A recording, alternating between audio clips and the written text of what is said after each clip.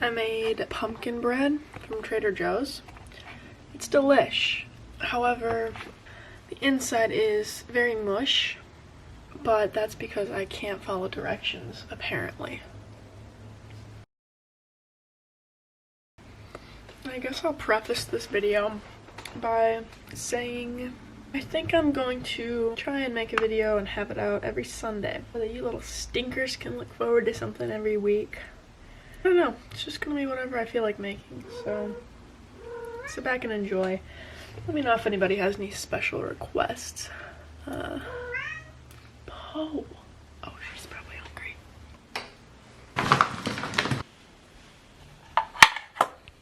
How do you feel? That's cool. So anyways, before I was rudely interrupted, video every Sunday, hopefully, and we'll just see where this ride called life takes us. As you can tell by the video name, I went to a concert alone yesterday. Let me just tell you, it was one of the most fruitful events of my life, and I mean that sincerely. Now, don't get me wrong, I understand what it looks like. It looks like I'm a loser who has no friends, but that's just not the case. No, that's just not the case. I simply don't know anybody out here who likes those artists, so why would I drag someone along on a Wednesday night, midterm night? It's just not something that I would do. Now, you might be thinking, Megan, you have social anxiety. Is that not something that would trigger it? No. For some reason, when I'm in large crowds, I'm able to relax more than if I'm in a group with, say, 10 people that I know. I don't understand it. I don't know, there's something so liberating about going places on your own. Maybe this isn't a hot take, maybe everyone has been to a concert alone. I don't know. I feel like it's just not something that a lot of people generally would do. You probably know because you've seen my Instagram story. Sorry. I never want to be that person who posts the entire concert on their story, but for some reason, isn't it strange how when you're in that position, you seem to think everyone cares?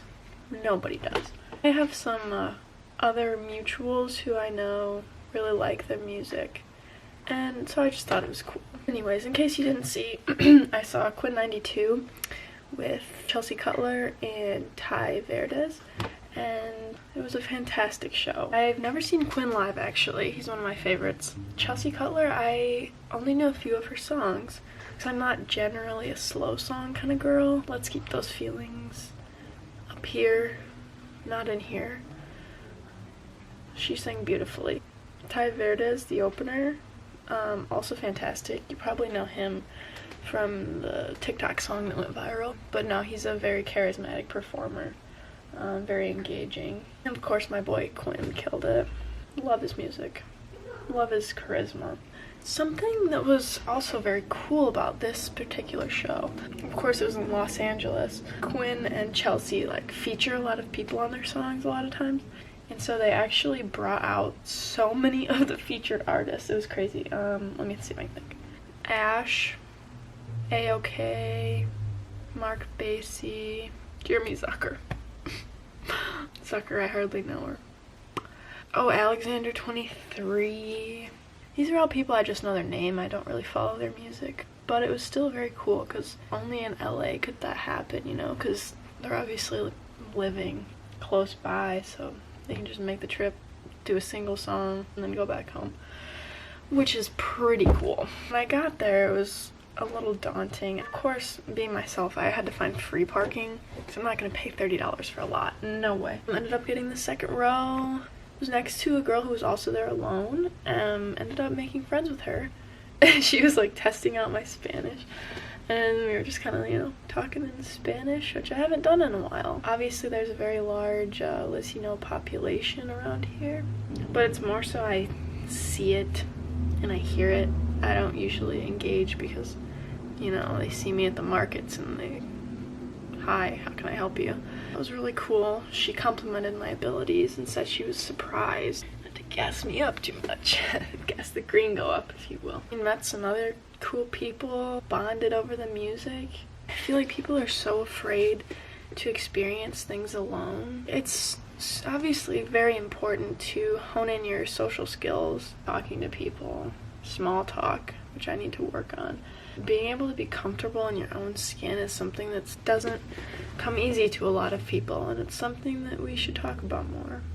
Because we all have differences, and a lot of times we're trained to see those differences as a negative thing, but that's just what makes us us. It's what makes us beautiful. Sorry to get all philosophical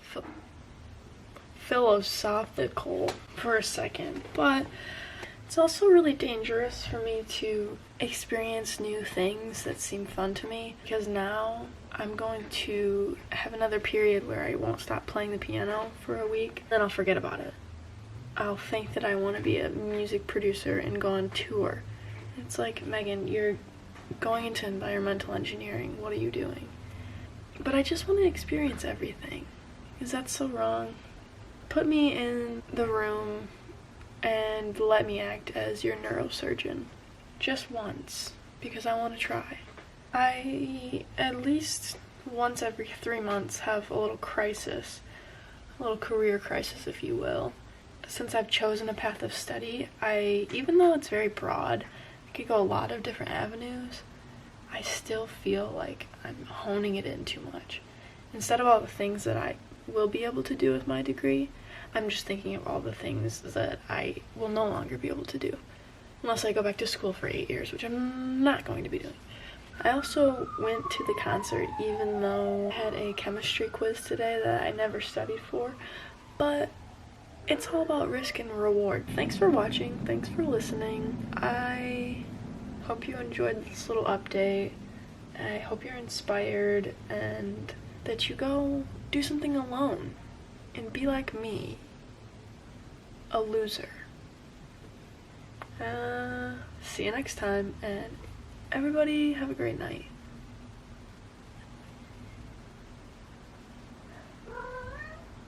Wait, let's try that again.